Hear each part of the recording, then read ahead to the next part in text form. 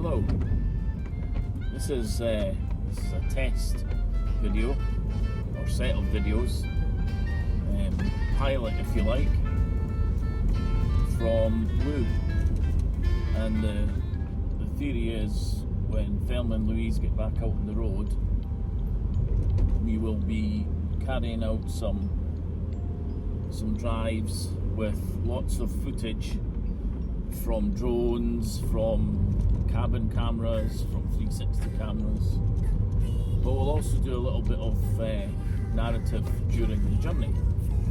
So today there won't be much narrative to share with you because I'm not driving with Thelma and Neil. I'm on my own. I'm driving back from just near Gala home to Livingston. But I'm going to record a few videos. I'm going to try and knit them together and make it one long narrative, which then can be used either as audio or video over the top of turn left towards A77. and that's something we can't let happen, is it? But anyway, yeah, so we'll record it over the top of some of the journeys we're going to do in the future. So that's the idea, and hopefully this gets at least as far as Neil White, if not the general public. So here we go. Just crossing over the River Tweed, and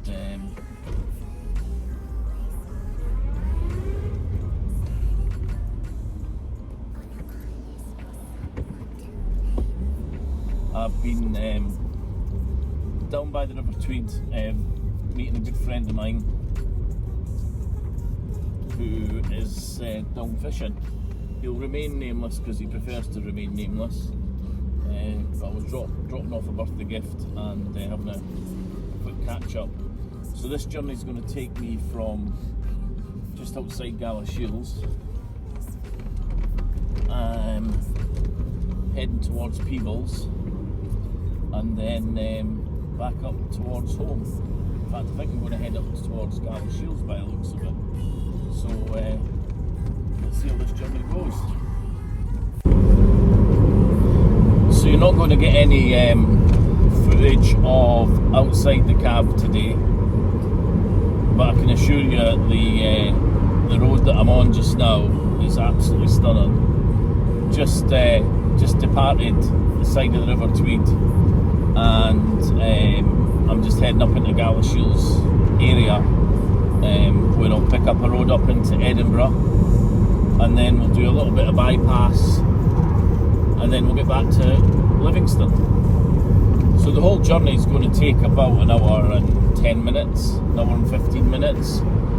I'm not going to record for all of that time, but I'm going to record a fair bit because I want to see what a narrative is like all knitted together, as I mentioned earlier. And so I'm going to talk about what I can see, places I'm coming into, if there's any places I've got memories of because I used to live in the borders. I might share a story or two.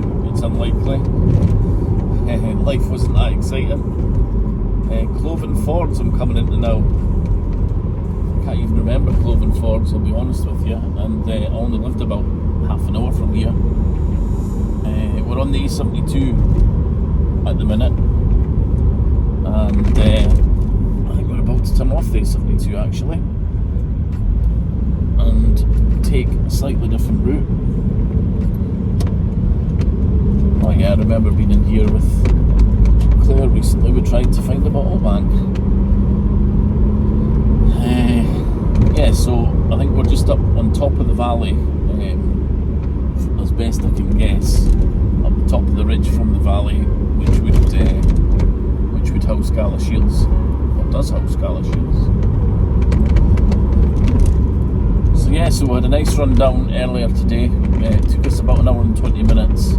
We went a slightly different route. We came down off Edinburgh bypass, past a lovely pub called the Steddons, which I recommend for a bar lunch. Here's Ziggy. And then down towards Peebles, past the Barney Castle, which We've stayed at a few times and it's dog friendly, although we've not taken Ziggy there yet. And down to Peebles, then basically followed the route of the Tweed until just our end point there, where we stopped for a half-hour chit chat and gift presenting, and Ziggy of course got to relieve himself. So all good. So we're actually in Gala Shields now. We're at the top road that runs through Gala Shields, or runs beside it really. And big fan of Gala. Used to come along here of a Saturday or a Sunday from Greenlaw, where I lived, was about 15-20 minutes maybe, and get a nice bar lunch, bit of shopping. I remember buying my stack hi-fi here from Curry's,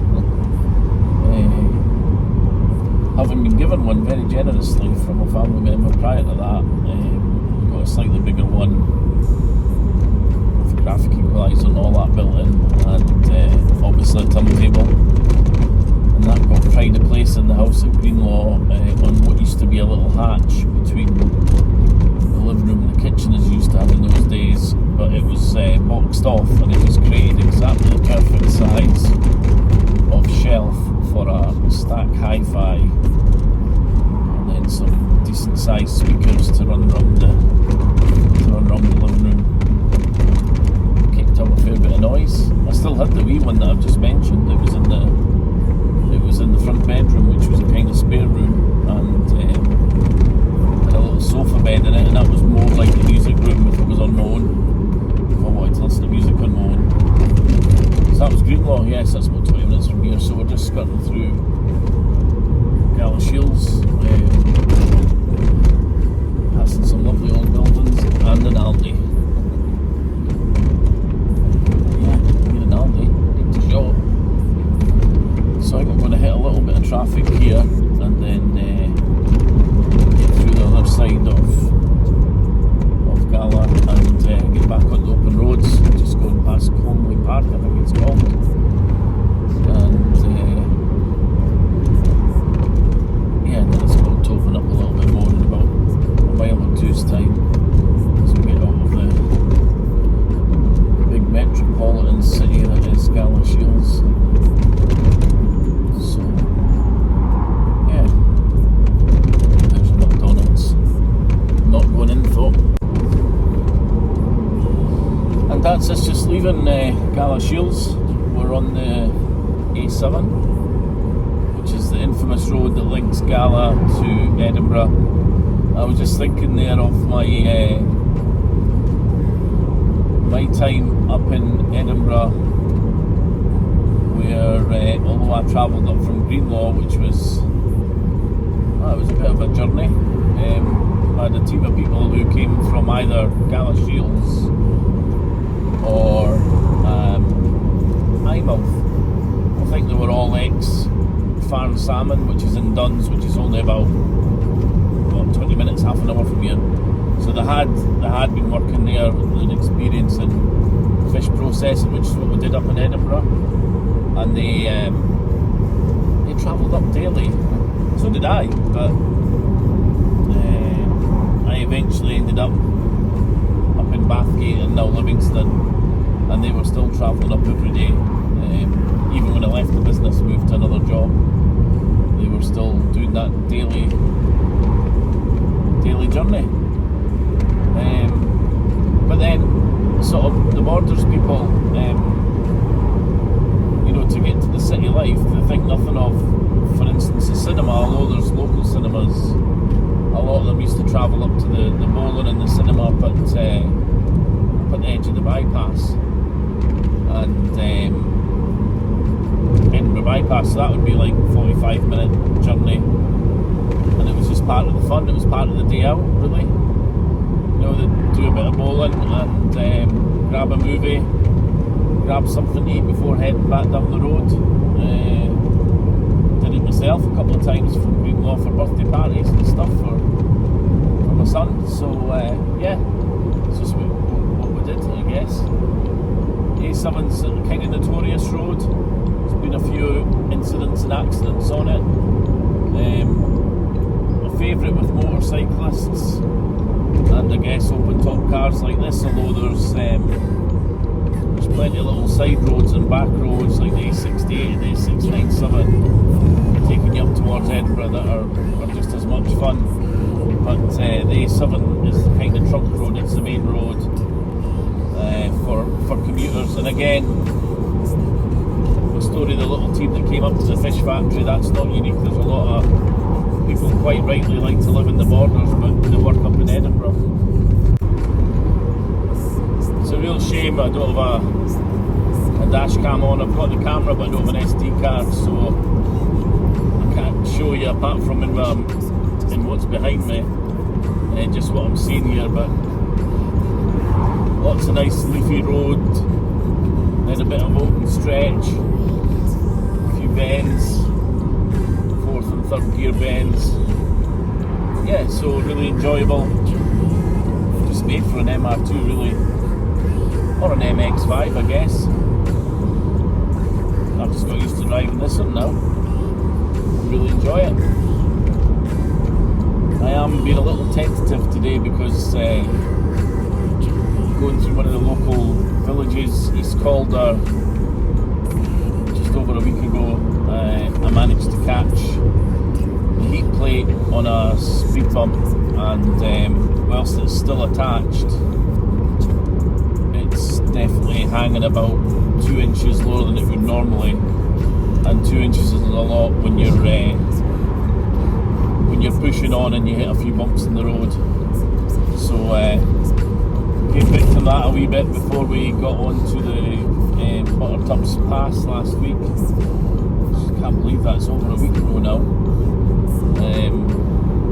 And so I had to call canny, as we say, but still enjoyed it, still enjoyed the run. I was really tentative to begin with, and I realised that as long as I'm not jumping over humpback bridges at 75 miles an hour, I'll probably be alright. Then we were. So we're about 26 miles from Edinburgh at the minute. I think we'll go through a couple of villages and stuff, but it's mainly this type of road, fairly open, this time of day fairly free flowing.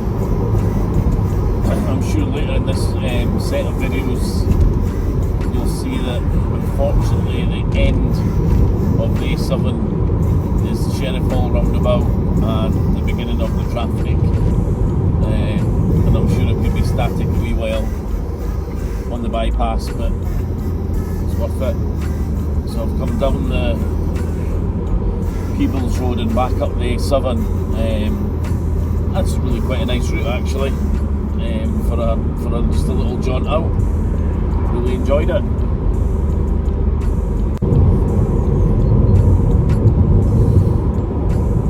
So we're I don't know, about 20 miles from Edinburgh now, and it's still very much in the borders. It's a bit weird to think that Livingston is just under 20 miles, and you never feel like you've really left Edinburgh. You've got 10 minutes, even going slow on the M8 and you're at your turn off. Probably still 25 minutes or more from Edinburgh bypass, because, well, I'm doing 40 and stuck behind some slow cars, and that happens every day. Could be a lorry. Yeah, so but lovely countryside to be in, and only being 20 miles from the centre of Edinburgh. Not knocking Livingston, but it's definitely not the borders. Something I was going to talk about, not related to this journey, is that last week on the Buttertubs and Lakes Ridge run with Thelma was Louise's birthday, 25th of August 22, carpet blew up from previous owner in Hartlepool, and then in true Keith fashion I went to a gig in Stockton that night, which was the Twilight Sad, supported by Michael Timmins. I left just before the end of the gig, 10:15, and drove home up the A1. First time driving the car, assuming everything was fine with it, and I did a 250-mile journey. I did have insurance and I did have RAC cover. Wasn't that silly? But yeah, looking back, it was a brave move.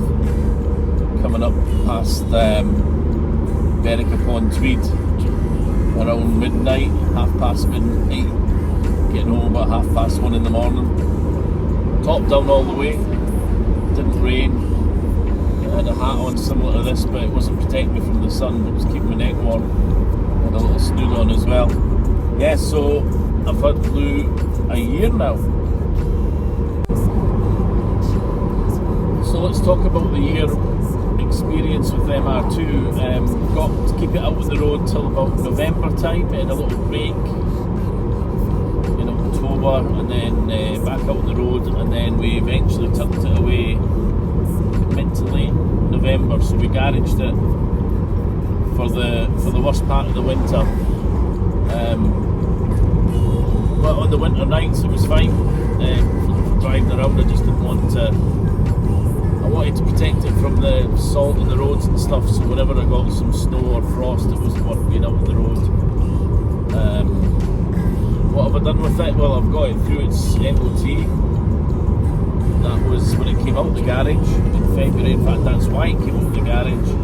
I had one trip about a month before to get these seats. I swapped out the cloth upholstery ones for red leather, which I think works really well.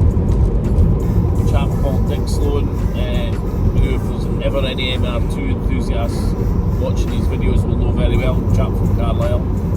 So I think February time it went down to Carlisle on a dry day and switched out the chairs. So I spent a bit of money in the interior doing that and some nice mats, and then not too much to get through the MOT, thankfully. Don't think I'll be as lucky next year. I'm imagining a handbrake situation. Since then, found a problem with the steering just before its little birthday treat down to the butter tubs. So I put it to a well-respected mechanic I know, and I said it could be anything from the steering itself being completely shot to the universal joint needing replaced to maybe something with the wheels. Don't know. Please have a look at it and do me a little check and see what needs done. And he was able to grease the universal joint, which was just basically his labour time. So that's not been a huge expense, and it keeps it on the road. And the steering's absolutely perfect now. I mean, I've got a CHR. It's not the steering of a CHR, and nor should it be. It's a 2003 MR2. You know that you've got to get round the bend. You know you're steering it, but it's really very positive on the road. It does stick to the road. It's perfect for bends and twists like the journey on the A7 I'm on just now. When you get to sort of parking up in tight spaces, then you can feel that it can do a little power assist more than it's got. But hey ho, that's what arms are for. So I'm alright with that. But you really don't notice it out on the open road, and just you can throw it into any bend and any turning, and it'll stick to the road and it'll do it quite merrily. So yes, it's not cost me much in its first year. I suspect I've got a bit of cost coming up with MOT, and mileage wise, I said I would do about 6,000 miles a year, and I think I've only just burst that because of the Buttertubs pass run, because of course I had to get down there first. So I've already done my first 250 before I get down there, and then I think on the day we did something like 260 maybe, and Neil did 280, but he had to go back to Wakefield, so maybe 250 for me, 240, 250, and then I had to drive back up, so there was another 250 or 200 or so. So it was only at Stockton's 200 or so back up the road.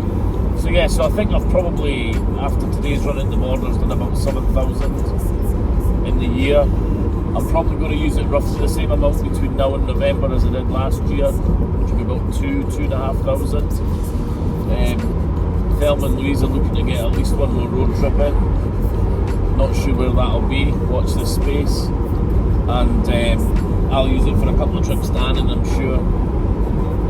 What we did find actually last weekend was with a bit of imagination on how you use the limited luggage space that you do have, a little bit of discipline, and not that much about what you're going to take. Quite a lot of discipline for me because I always overpack. Got it in no bother, and everything we needed for the 2 days, 3 days in fact, Thursday, Friday, back Saturday. So it just shows you when you need to fit stuff in. This bit at the front here, you do know it's a rear engine, don't you? So the bit at the front, even with the spare wheel in, spare tyre in, has a remarkable amount of space. And then there's the stuff behind the seat here, so there's plenty of room to put your luggage. Like I say, you've just got to use your imagination about, like, don't take a hard case because it won't fit in a little space. Take a soft bag. I used a tote bag, I think they call them, the lottery winners one, and we had another one in the front here with something else in it, and some stuff just packed loose into the cabinets behind the chair. Did fine, absolutely fine, and that was with 2 of us and a dog. If it was just 2 of us, not that I would leave little Ziggy out, but if it was just 2 of us, we would have been laughing really. So we've got blankets and stuff for him to travel with, and his food and his toys and all that. So, and if it is just me and Ziggy and not Claire, then kind of opposite happens. He travels fairly light, and we've got the whole footwell space because he lies in the chair beside me here. Fit whatever I want in there, a little case will go in there, and I've still got the bit in the front, and I've still got the cabinets behind me. I reckon if it was Ziggy and I, we could probably pack for a long weekend, maybe even a week, which would be good. Now, I can't turn this phone round, but I'm still near what I'm seeing in front of me on the hills around Edinburgh. I think, yeah, I can see the coastline is over there. Yeah. I would say we're probably about 10, 15 miles, maybe not even that, from the bypass, heading up the A7. Cracking weather. Bear in mind we're into September now, due to have a good week this week, and having a really good run out. So I've kind of told you about the journey I'm on. I've told you about the car being a year old. I've told you what I have done to it. What do I want to do to it? Well, I want to get it through its MOT. That's going to cost a bit of money, I think. There's not much I want to do with inside. I quite like the it came with an excellent little Sony system with extra speakers in the doors, so I don't need to do anything with the sound system. I actually really like you can't see it, but I really like the dash with the white background to the speedometer and the fuel gauge, etc. So I wouldn't really change that. I've seen some nice ones with some blue lights inside, so maybe change the backlights to that, but that's certainly not an urgent one. You can get some nice chrome air conditioning knobs, for want of a better word, to replace the plastic ones, but again, it looks alright. I don't know if it really needs changed up. I've got my wee shiny red gear knob, I'm happy with that. Had a bit of disaster with the first one I bought. It cost 30 quid, doesn't fit, and this one cost a tenner and fits fine. But anyway, it's good. The roof, maybe in a couple of years' time, I'm just going to keep patching it because it doesn't leak. And it's got a couple of little patches on each side, and the bits where it folds down. And I'm not unique with that issue. And like the patching up costs about a tenner a year. There's a guy in Swansea who does new roofs for a really, really, really good price. Obviously you've got to get to Swansea first, so the plan will be, unless one comes up from J-Spec, which is local over in Dalry, but other than that, the plan will be to plan a road trip, to deliberately go down and do a night stopover in Swansea and get a new roof, but it certainly won't be next year. And then I'll see what state the rest of the car's in, whether it's worth investing in a roof the year after. Because the engine and the four corners come first. I mainly use the car when it's dry and sunny, so why should I worry too much about a good roof, because I want the roof down all the time like today. But yeah, it might get done at some point. There'll be other priorities, I'm sure. Not sure how many more miles the tyres will do. They were in very good condition when I got it. The wheels do squeal a bit with the brakes, but the brakes are in really good condition. It's just the open alloys. The Celica was exactly the same. I had a Celica and the GT86 not quite as bad for the squealing of the dust between the brake disc and the pad. But that's alright, we can live with that. So just keep an eye on all the bits and pieces that need done. Got to bear in mind it's a second car, so I'm not wanting to spend a fortune on it. It won't increase in value, it's only going to decrease over the next few years. But I'll be honest with you, the money I paid for it, in 1 year I would say I've had my payback, and maybe a bit more. It's been so much fun. If you think how much you pay to hire a car, you couldn't have hired a car for the money I paid for this. So if you're wondering why I keep leaning forward and back, but I've knitted this together, if I've not knitted it very well, you probably see me turning the video on and off. I'm trying to limit the recordings to 3 minutes. I don't know why I'm doing that, because I'm not sending them anywhere. And my intention is to upload them onto my MacBook. This is all part of the test I mentioned earlier. This is our pilot video. What I want to do is drop them straight onto the MacBook when I would normally form an iMovie on the iPhone, but there's no way I'll have the space for what I think is going to be about 30 to 40 minutes of footage. So instead, I will upload it straight to the MacBook as a batch of videos, and then do the knitting, the welding together on the MacBook, and hopefully, if it's worked, somebody out there is watching this. Probably only, like I said earlier, Mr. White. But if it's gone further afield, then I hope I've not bored you too much. It's purely just to test out talking to camera while driving, and the outcome of this will be that forming part of our future runs out as an MX-5 and an MR2, that is Thelma and Louise road trips.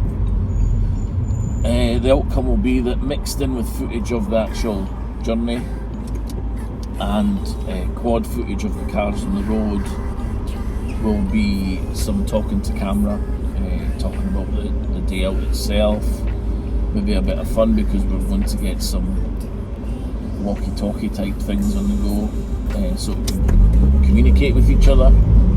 That is Neil and I, or Thelma and Louise, and so this is a test for that, to see how well it translates into a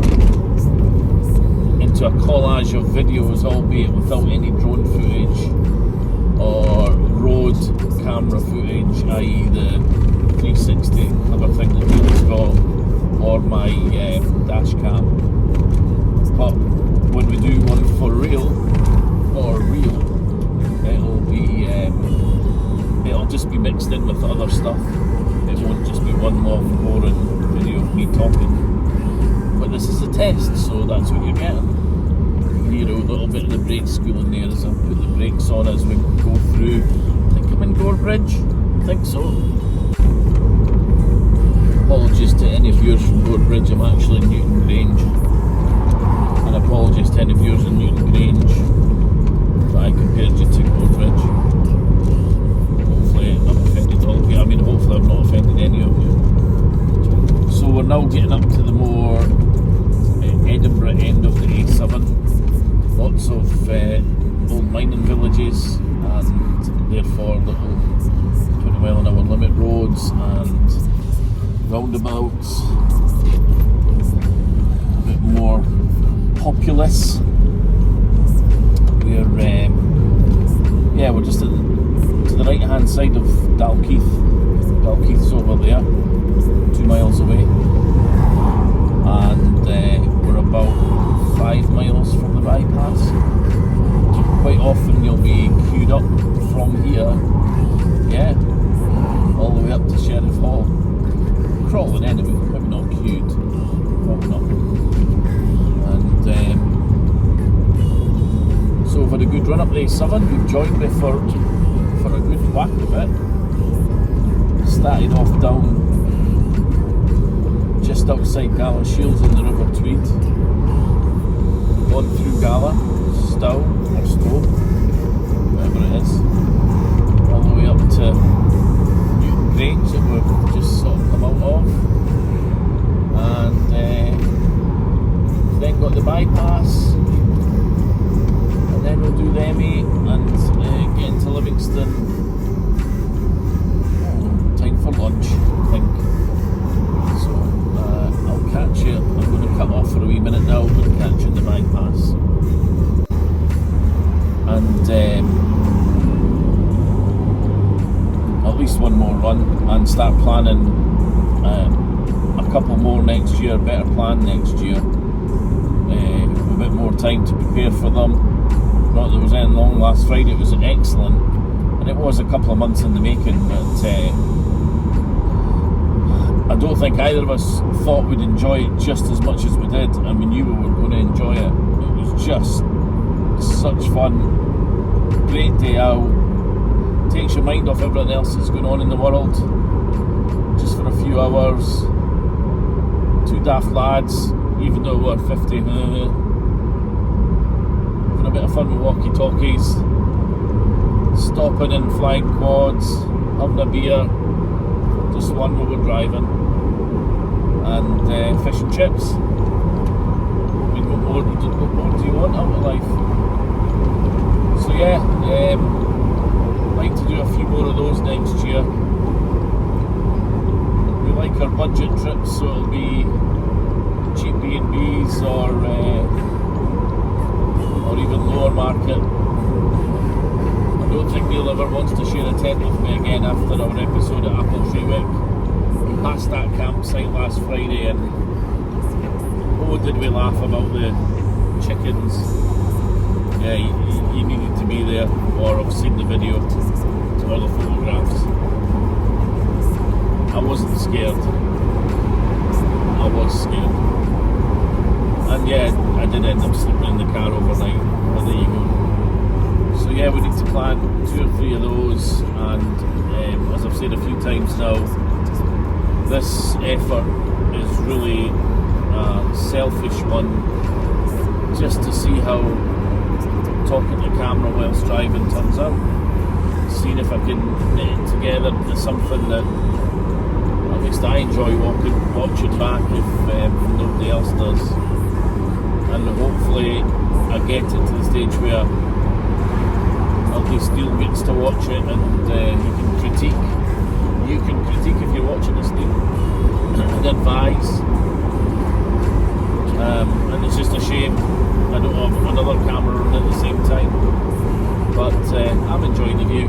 So I'm going to do one more video, or extend the one that you're watching, because it's knitted together, once I'm on the M8, and maybe a few seconds to camera once I'm parked up, just to finish the whole thing off.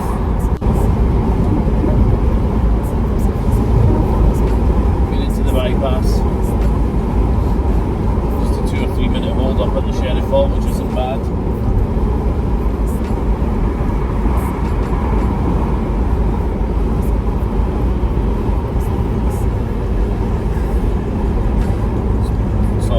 Distracted by an Alpine AT GT maybe? Don't know, nice sporty looking thing. What's the point of having a car with 2 seats, eh? Good question. So, we're at Edinburgh bypass, about 20 minutes from home. Just passing the turn off we used on the way south, which takes you down to Peebles. Got a bit of traffic on the bypass as per norm. That's okay, we made good time. A little run along the M8, journey done. Nice Saturday drive out. Never even checked what miles we'll have done, but probably not much more than 100. The original destination was 53, so yeah, probably 100, 110, which is just taking Little Lou to just south of the 90,000 mark. I picked her up, I think 83.5, 84, something like that.